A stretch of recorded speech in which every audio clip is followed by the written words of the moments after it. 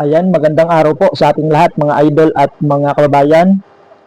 Kahit nga po sari-saring mga issue na ipinupukol sa ating pong Vice President na si Sara Duterte ay patuloy pa rin na tumataas at marami pa rin po ang nagtitiwala sa kakayahan ng ating pong Vice President na si Inday Sara Duterte. Kagaya po ng ginawang survey ng SWS mga bayan, ito po ay patungkol po sa satisfaction survey na ginawa po nitong SWS survey. So ngayon ay babasahin ko po sa inyo.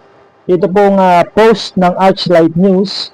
Ang Archlight News po ay mayroon pong 364,000 followers sa kanila pong Facebook page. So ito po yung kanilang balita mga babayan. Nanguna si Vice President Sara Duterte sa pinakahuling Social Weather Stations or SWS survey matapos makapagtala ng plus 28 net satisfaction rating batay sa ika-4 na quarter survey na isinagawa noong Nobyembre 24 hanggang 30 ng 2025 mga bayan. So 54% ng mga adult na Pilipino ang nagsabing sila ay kontento. Ibig sabihin po mga bayan, nagugustuhan po nila yung nagiging pagtatrabaho ng ating pong Vice President Sara Duterte. Ayan, ituloy po natin mga bayan.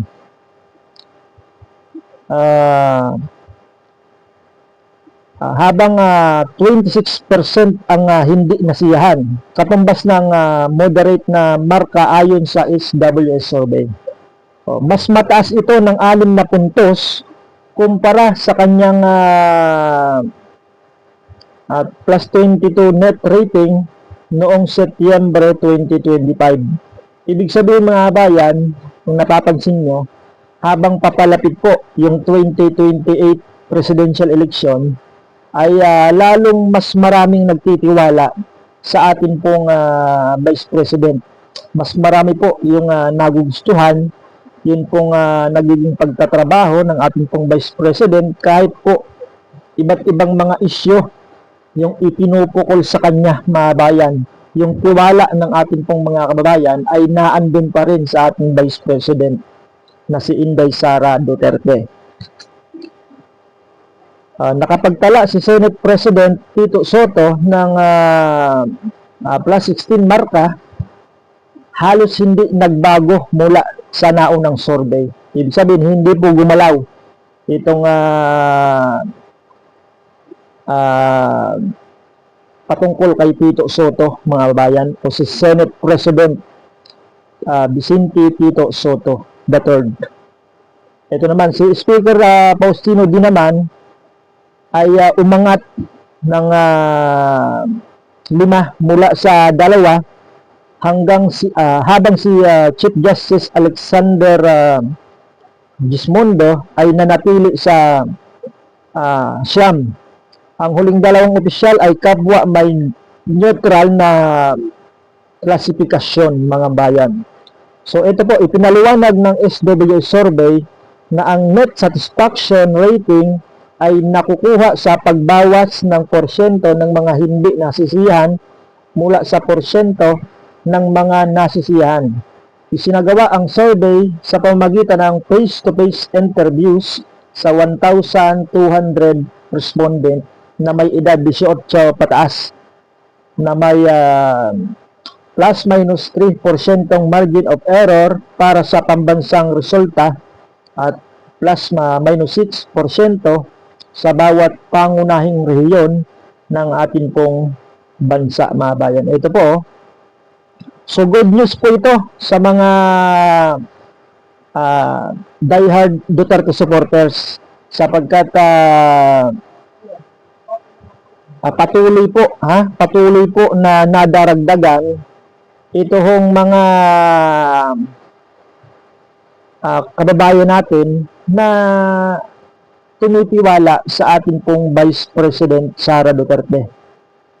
Akalain mo, siya po yung nangunguna dito po sa pinakabagong SWS survey o satisfaction survey na ginawa po nila ng social weather station, mga bayan.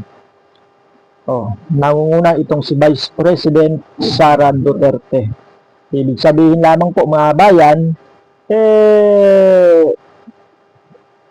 hindi po naniniwala yung taong bayan doon po sa mga isyu na ipinupukol sa ating Vice President. Lalong-lalo na yun pong patungkol sa impeachment. Na itong ating Vice President daw ay mayroong hindi magandang ginawa doon sa kanyang confidential fund na tinatawag noong siya po ay kalihim pa ng kagawaran ng edukasyon, mga bayan.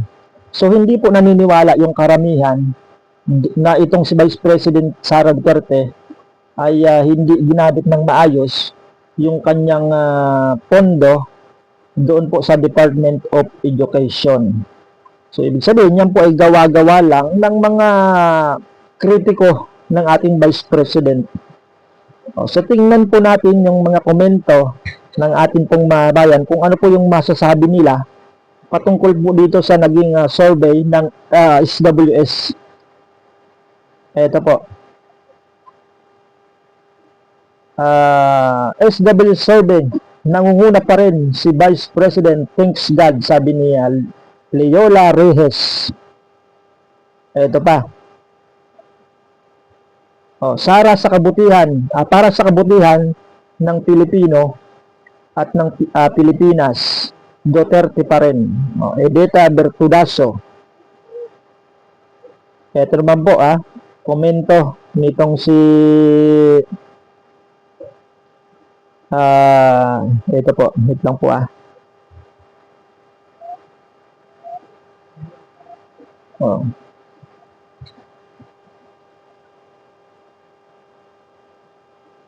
ayan, wait lang po, nawala yung signal. Ayan, sabi Abdul Sami Bantas, always Duterte pa rin kami. At sabi ni Anet M. Pelobelo, OFW, nakakulay green na puso. Ibig sabihin, Duterte. Tatak Duterte po yung kulay green na puso. Catherine Rabuyo, Duterte pa rin kami. Teresa Mernando, Amamangtang, Pilipinas, Duterte pa rin. Hindi nyo kaya si BP Sara, sabi ni Muhahed Salahoden. So ayan po yung mga komento ng ating pong mga bayan patungkol po sa survey na ginawa nitong SWS. Talagang good news po ito para sa mga DDS, lalong-lalo na dito kay Vice President Sara Duterte. At lalong-lalo na nga po, nalalapit po yung 2028 presidential election. Ipinapakita lang dito, mga bayan, na talagang karapat-dapat po itong si Vice President Sara Duterte na maging Pangulo sa susunod na sa darating po na 2028 presidential election. Karapat-dapat lamang siya na kumandidato.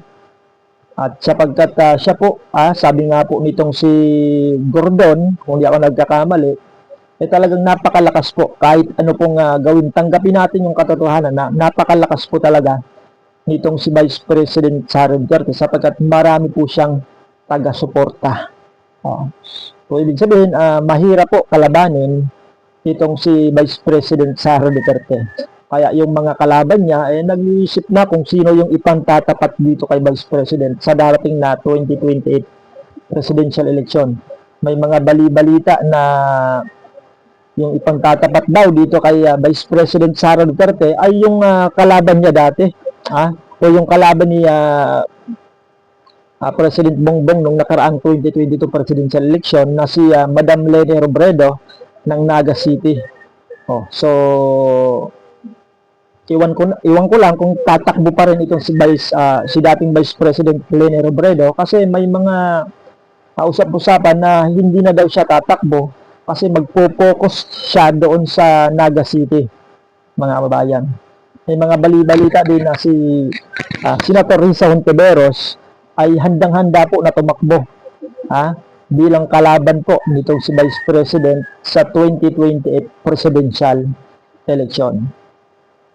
So, abangan po natin sa mga susunod na araw kung sino nga ba yun pong talagang makakatapat nitong Vice President sa darating po na 2028 presidential election. So yan muna yung ating balita at maraming salamat po sa inyong panonood. Ingat po tayong lahat. God bless po.